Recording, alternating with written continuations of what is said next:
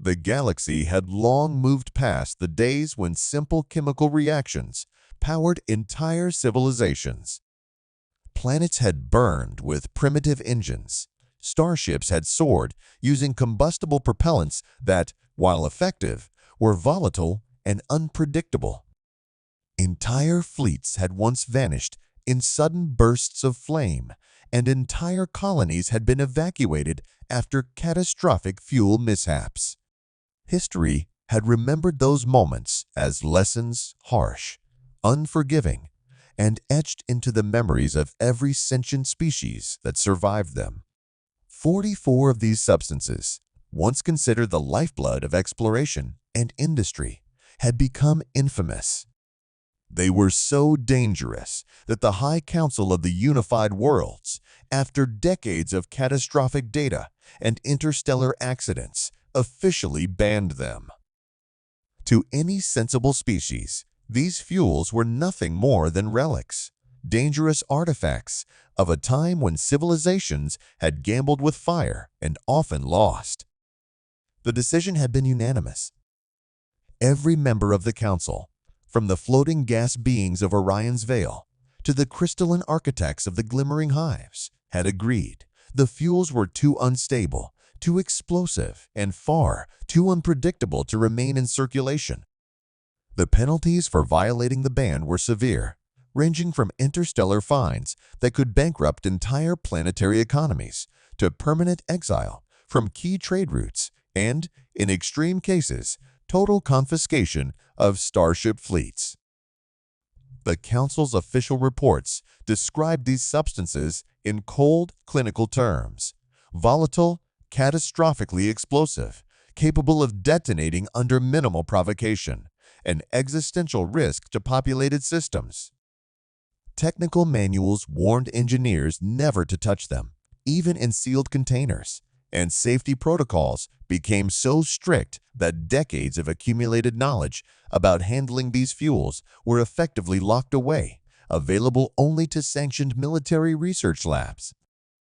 The galaxy, by and large, had obeyed. Star systems converted their ships to fusion, plasma, or antimatter drives. Industries switched to inert energy carriers and sustainable reactors. Chemical propellants, once celebrated for their raw power and efficiency, were consigned to museums and history books. Entire generations of engineers grew up with only stories of the catastrophic potential of these banned fuels. To the average alien citizen, any mention of these substances evoked images of blazing catastrophes, shattered colonies, and the haunting aftermath of uncontrolled explosions. No one would have dreamed that anyone would dare to touch them again. Except, of course, for humans. Humanity had never been a species content to follow rules simply because someone in authority demanded it. They had always been stubborn, audacious, and unreasonably confident in their ability to survive against the odds. While other species meticulously followed regulations and treated danger as an immutable law, humans had a different philosophy. They understood the rules, respected the reasoning behind them, but often viewed them as challenges rather than boundaries. Where the galaxy saw forbidden explosives, humans saw tools with potential, tools to be mastered, tools to be understood, not just through theory, but through practice. To them, danger was not the end of life. It was a test of ingenuity, a canvas for creativity. On the edge of the Centauri expanse, far from the bureaucratic eye of the Council and the prying scanners of distant patrols, human colonies thrived in ways other civilizations found both baffling and alarming. On these worlds, the banned fuels had never truly disappeared. They had been stored, salvaged, and, in true human fashion, repurposed.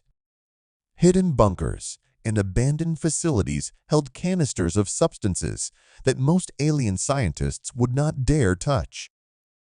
And humans, curious and fearless by nature, had begun experimenting. Not for war, not for profit, but for something that seemed absurdly simple, yet profoundly human: the joy of creation. It began with small experiments in controlled environments. Young engineers would take a measured sample, ignite it in a secure chamber, and marvel at the intensity of the flames, the brilliance of the sparks, the sheer energy released in a fraction of a second. They studied its properties, learning how to control it, temper it, and most importantly, use it safely. They discovered that, when applied in small, deliberate amounts, the fuel could generate heat, light, and force in ways conventional energy sources could not replicate. Where the galaxy saw only risk, humans saw opportunity, and opportunity, to them, was irresistible. Stories of their experiments began to circulate quietly among colonies. Tales of controlled blasts that produced dazzling light shows, of primitive engines that roared to life with a vigor no other fuel could match, and of humans laughing as their laboratories glowed with colors that defied description. To alien observers, these were acts of recklessness bordering on madness. To humans, they were milestones of understanding, the result of curiosity and courage intertwined. They were the earliest hints that humans approached the universe, not with fear, but with fascination and audacity. By the time the High Council had officially finalized its ban, humans had already begun experimenting with what others would never dare. In their minds, the fuels were no longer threats. They were raw, untamed energy waiting for a purpose. In the same way that their ancestors had tamed fire for warmth and cooking, humans were learning to tame these explosives for something far more personal: life itself, and the simple pleasures that made it worth living. They did not seek to build weapons or to rebel against the galaxy. They simply sought to transform danger into creativity, to turn what others feared into something human, tangible, and extraordinary. And in the quiet corners of the Centauri expanse, where distant stars shimmered over barren plains and isolated cities, the first hints of what would become an audacious human tradition were already taking shape. The galaxy had banned 44 fuels as dangerously explosive. Humanity, as always, would see them differently. On the outskirts of the Centauri expanse, a small human colony thrived in a way that no one in the core worlds could fully comprehend. Its location was deceptively ordinary, a cluster of domed cities scattered across rolling plains, with the faint glow of distant stars reflected in rivers of crystalline water. Yet, beneath its calm exterior, life hummed with a peculiar energy. Humans had a way of making the ordinary feel extraordinary, and on this day, the colony was anything but ordinary. The event was simple by human standards, a gathering of friends, family, and neighbors. But for any alien observer, it was nothing short of shocking. Long tables groaned under slabs of marinated meats, vegetables, and bread baked with techniques that had been passed down for generations. The air shimmered with aromas, both familiar and utterly foreign. What truly drew attention, however, were the barrels and canisters lined up beside the fire pits. They were sleek, metallic containers labeled with symbols that had long been outlawed across the galaxy. 44 fuels, each one banned for its explosive potential, sat innocuously as if they were nothing more than cooking oil. Captain Zorl of the K-Wraith Dominion had come expecting a polite diplomatic visit. He had seen human colonies before, but he had never encountered this. His antennae twitched nervously as he surveyed the preparations. The humans, tall and confident, moved with a casual precision that unsettled him. They handled the containers with ease, measuring out portions as if they were following a recipe rather than breaking interstellar law. "This is starship fuel," he said carefully, his voice carrying over the hum of conversation. "It is highly unstable. Minimal miscalculation could." The human tending the fire laughed, a sound warm and disarmingly confident. "Could what? Turn dinner into a disaster?" He poured a measured stream into the fire pit. Immediately, the liquid ignited with a flame that danced like liquid fire, roaring higher and brighter than any conventional fuel could achieve. Sparks flew in vivid blues, purples, and golds, casting flickering light across the faces of the gathered humans. The smell was intoxicating, smoky, rich, and oddly sweet, wrapping the assembly in a heady cloud of sensory delight. "Impressive," muttered a nearby observer from the Vortari Trade League, a species known for their obsession with precise energy manipulation. Their mandibles clicked nervously. How can they control it? The human, holding a long metal skewer, winked. "We don't just control it. We understand it, and we respect it. That's the difference." He tossed a piece of meat into the fire. It hissed, seared instantly, and released a tantalizing aroma that had several alien delegates leaning forward despite themselves. "Everything has its rules," he continued, "even danger. Learn them, and nothing will burn you." Around the fire, the scene was almost ritualistic. Humans worked together with effortless coordination, flipping skewers, adding precise amounts of fuel, and laughing as if danger were an invisible companion rather than a threat. Alien visitors murmured among themselves, exchanging worried glances. How could a species casually manipulate what the galaxy had officially banned? How could they handle explosive materials without incident? Every movement seemed reckless, yet nothing exploded. Every spark carried the potential for catastrophe, yet life continued uninterrupted. Even Zorl, who prided himself on composure, felt his confidence waver. He had dealt with dangerous materials before, with strict protocols and advanced safety algorithms. Yet here was a species that treated the same forces with playful reverence. There was something almost reckless in their approach, but it was balanced by skill, intuition, and a deep understanding of the fuel's properties. Humans had a way of blending fearlessness with intelligence, a combination that most civilizations only achieved after centuries of careful training. It was then that Zorl began to understand. This was not mere defiance. This was mastery.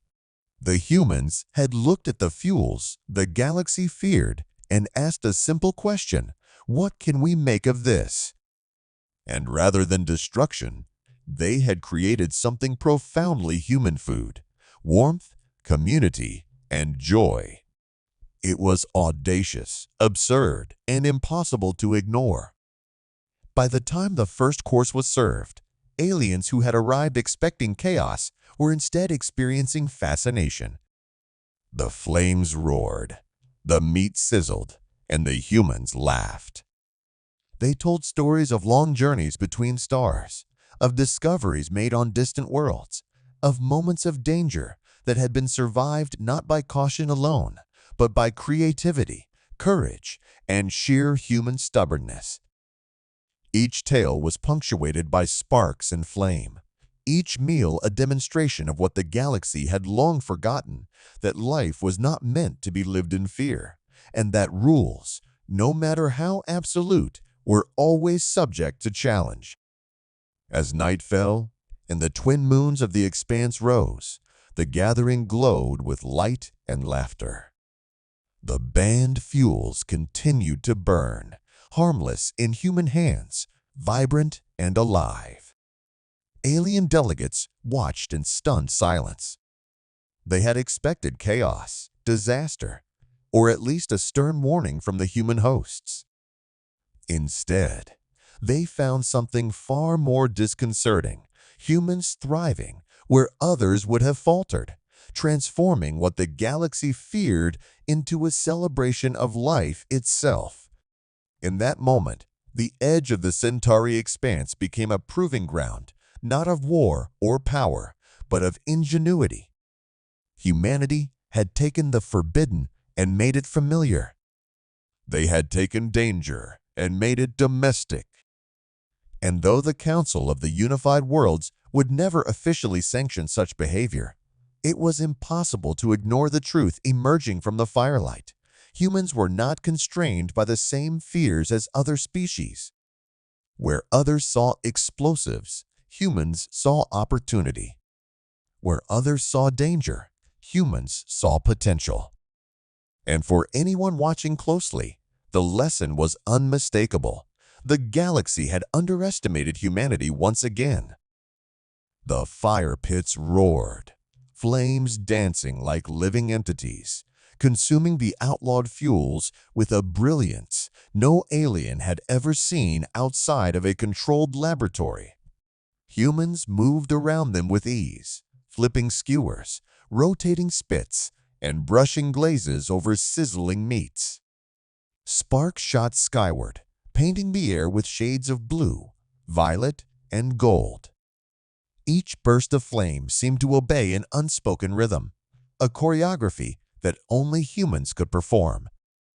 Alien observers could not help but step closer, drawn not by curiosity alone, but by the hypnotic spectacle of audacious mastery over substances deemed catastrophically explosive across the galaxy. The aroma was unlike anything the alien senses had encountered. Smoky and sweet, sharp and rich, it filled every corner of the gathering. The air shimmered with heat, carrying the scent over the rolling plains of the colony and drawing attention from anyone within kilometers. Even Captain Zorl, usually precise and cautious in demeanor, found his instincts faltering. He had seen humans survive wars, navigate black holes, and explore worlds that no alien species dared enter, but the sheer casual command with which they handled 44 banned fuels was something he could not reconcile with reason. It defied the rules, the laws of probability, and, by all logic, the fundamental dictates of safety. "They're playing with starship-grade explosives like it's nothing," whispered a Vortari observer, her chitinous mandibles clacking nervously as she watched a skewer ignite with a burst of flame that painted her segmented eyes in shifting colors. "They are," Zorl admitted, even as his mind reeled. "And they are astonishing." Humans laughed as they worked, the sound warm, infectious, and wholly human. Every sizzle, every crackle from the fire seemed accompanied by a story, a joke, or a shared memory. They had discovered something the rest of the galaxy had forgotten: that danger was not merely to be avoided, it could be harnessed, transformed, and celebrated. Where other species treated risk as an immutable law, humans treated it as a tool, a medium through which they could create beauty, sustenance, and life itself. One human tossed another piece of meat into the fire. The fuel erupted in a controlled burst, the meat searing instantly. The aroma was intoxicating, drawing the hesitant aliens closer. "It's perfect," the human said simply, lifting the cooked skewer with a satisfied grin. "Just the right heat, just the right smoke. You don't get this with ordinary fuel." As the meal continued, aliens watched in a mix of awe, fear, and fascination. Each human demonstrated a balance of intuition and precision that was almost musical in nature. No formulaic calculation or rigid protocol could replicate it. It was instinct refined by experience, courage tempered with knowledge, and a sense of timing that only humans seemed capable of mastering. Sparks flew, flames danced, and the air shimmered with the energy of the banned fuels, but no one was hurt. No chaos erupted. The humans had made the dangerous domestic. They had turned the forbidden into sustenance. Even Captain Zorl, a diplomat trained to observe without interference, could not stop himself from marveling. He noticed the subtle ways the humans controlled the fuel. A tilt of the canister, a flick of the wrist, the way a skewer was rotated to catch just enough flame without letting it erupt uncontrollably. Each action was calculated, instinctive, and elegant. It was a demonstration of something the galaxy rarely saw, a species that could impose order upon chaos, not through laws or machines, but through sheer understanding and fearlessness. Around the fire, conversation flowed as freely as the smoke. Humans shared tales of distant star systems, of adventures and misadventures, of moments where danger had been met, not with fear, but with ingenuity. Aliens, hesitant at first, began to participate, asking questions, offering cautious admiration, and witnessing firsthand a philosophy alien to their own civilizations, that the universe was not simply a place of rules, laws, and prohibitions, but a canvas for creativity, exploration, and even joy. As night fell and the twin moons rose over the plains, the fire pits burned brighter against the darkening sky. Each flame reflected in the wide eyes of the alien delegates, who had come expecting chaos but found a lesson in audacity, intelligence, and the uniquely human ability to transform the dangerous into something life-affirming. The humans laughed, shared, and ate, oblivious to the rigid constraints that had defined the galaxy for generations. Where others saw risk, humans saw opportunity. Where others saw a banned fuel capable of destruction, humans saw a medium for creation. By the time the meal reached its peak, even the most skeptical alien observers were forced to reconsider what they thought they knew. Humans had not merely tamed the explosive fuels, they had elevated them.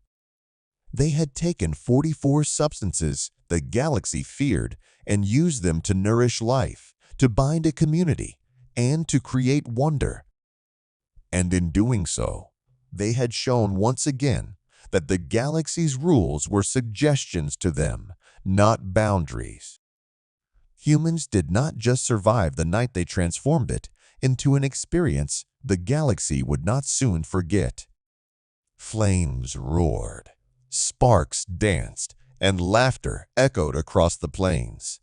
The alien delegates left with a sense of awe, perhaps even envy, and an unshakable understanding that humanity's mastery of danger, their fearlessness and ingenuity, marked them as something extraordinary. In the simple act of cooking, humans had demonstrated a truth the galaxy could not deny. Where other civilizations saw chaos, humans saw opportunity, and in that vision, they were unmatched. Word of the human gathering spread quickly across the colony, carried on the hum of communication satellites, and whispered through the narrow corridors of the domed cities. Aliens who had initially arrived out of caution or official duty began to come simply to witness, drawn by the tales of humans casually manipulating fuels that had been banned across the galaxy.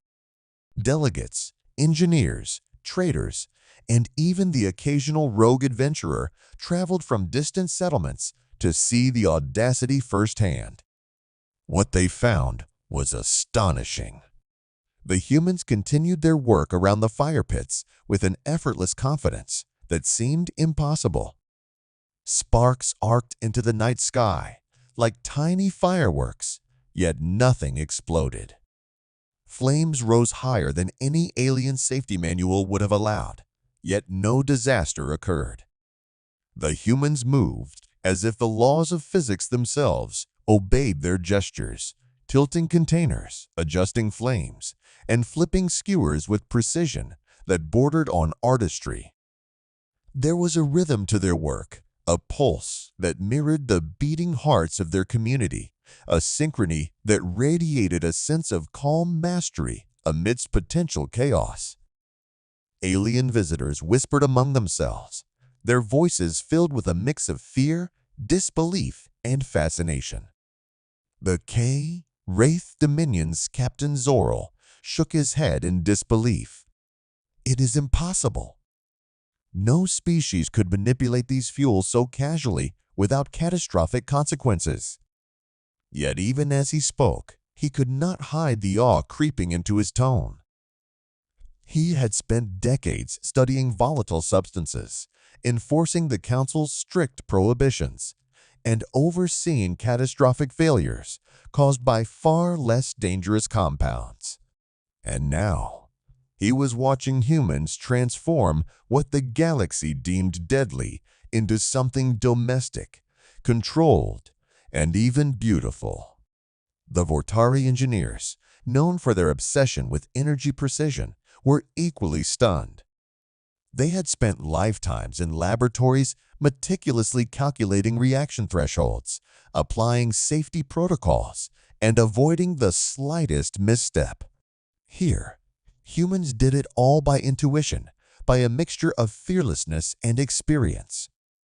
Every flick of a wrist, every careful pour of fuel, every rotation of a skewer was deliberate yet fluid, measured yet seemingly effortless.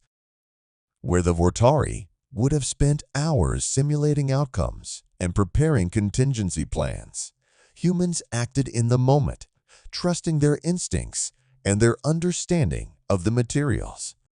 It was not just the mechanics that impressed the onlookers. The humans treated the fuels with a reverence that was entirely alien in concept. They laughed, they shared, they celebrated the fire rather than fearing it. A young human tossed a small piece of meat into the flame, and as it hissed and seared, he turned to a curious alien and said, "See? Danger can be beautiful if you respect it." The aliens exchanged incredulous glances. Respect danger? They had only ever known danger to be a force to be contained, avoided, or eradicated. Yet here it was being honored, transformed into sustenance, entertainment, and community. By the time the night deepened, the spectacle had become more than just a meal. It had become a demonstration of philosophy, a statement of intent, and a lesson in audacity. Humans had taken what the galaxy feared most and woven it into the fabric of life itself. The aliens realized that this was more than skill. It was a worldview. Where other civilizations sought control through regulations and rigid protocols, humans sought understanding through experience and experimentation. Where others saw banned fuels as instruments of death, humans saw instruments of creativity, collaboration, and joy. Captain Zorl, standing at the edge of the gathering, finally spoke aloud to those around him. They have taken something we consider impossible, dangerous, and forbidden, and they have turned it into life. They do not merely survive risk, they thrive on it. This is humanity. His words carried both disbelief and respect, a rare combination that underscored the unique nature of the species he had spent his career observing. As the meal wound on, more aliens joined, tentative at first, then with curiosity and eventually with participation. They marveled at the smell, the heat, and the brilliance of the flames, and many could not resist the invitation to taste the food cooked over what should have been catastrophic energy.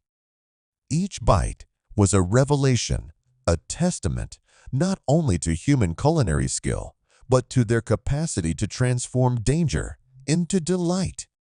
Where the galaxy had seen forbidden explosives, humans had created a feast. Where the galaxy had seen potential disaster, humans had created community. And so, by the edge of the Centauri expanse, under twin moons and glittering stars, humans demonstrated something that would resonate far beyond a single colony.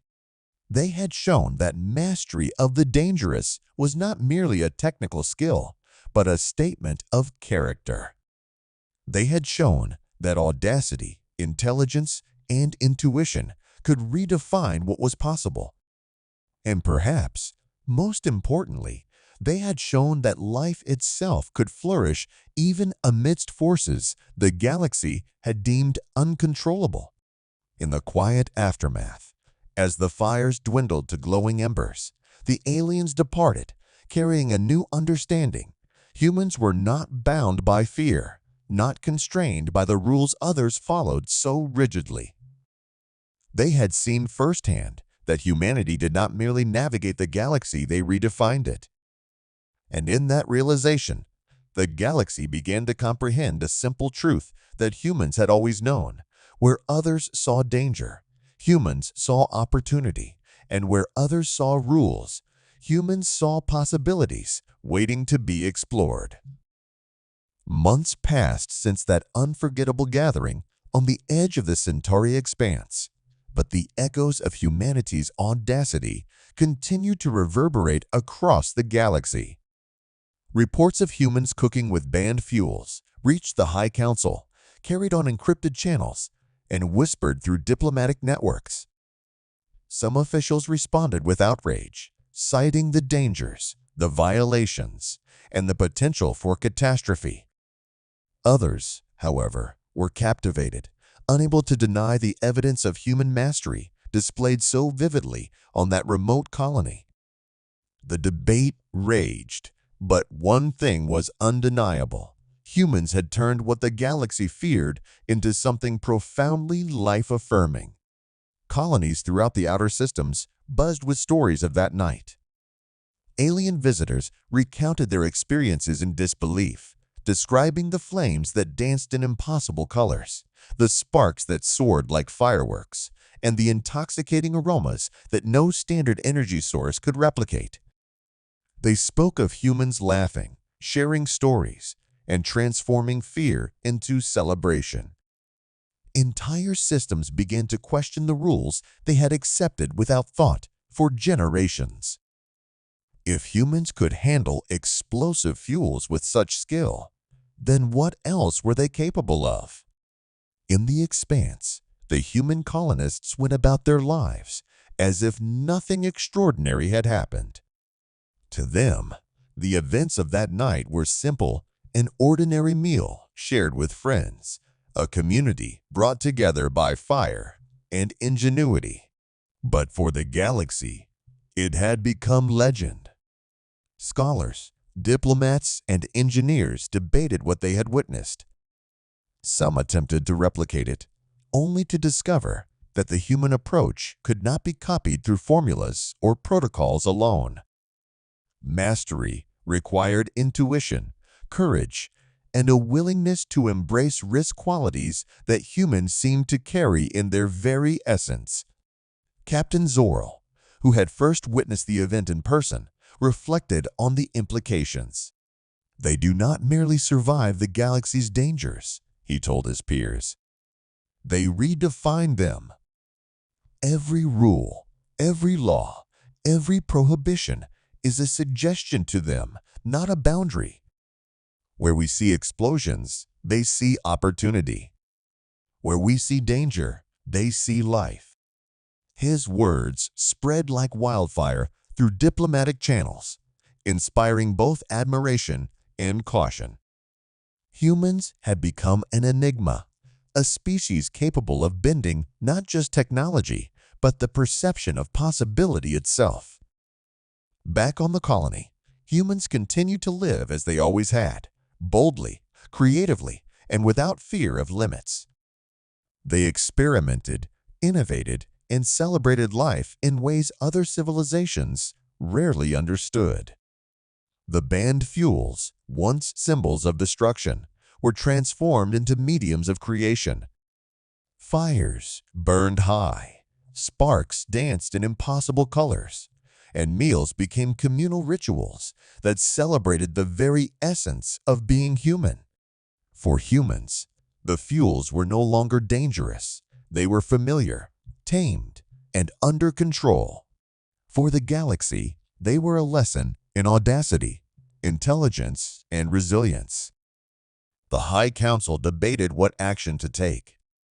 Punish the humans? Confiscate the fuels? Enforce compliance? Each proposal faltered under the undeniable reality.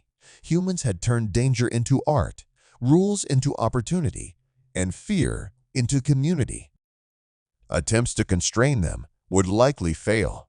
Attempts to understand them were just beginning. Slowly, across the galaxy, civilizations began to adjust their perception of humanity. They were no longer simply a species among many. They were a force of ingenuity and audacity, capable of mastering what others could not even approach. And so, under twin moons and a sky lit by distant stars, humanity's example endured. The humans had shown that mastery of the forbidden was not merely technical skill, it was a statement of identity. They had taken 44 fuels, banned as explosively dangerous, and made them part of life itself. They had reminded the galaxy that rules were not absolute, that intelligence and courage could bend what others considered immutable, and that life could thrive even where destruction seemed inevitable. In every corner of the galaxy, where warnings once inspired fear, humans inspired wonder. Where laws sought to limit action, humans expanded possibility. And where others saw fuels that could annihilate worlds, humans saw a chance to create warmth, to share laughter, and to gather together around a fire. For humanity, the galaxy's most dangerous substances had become tools for life.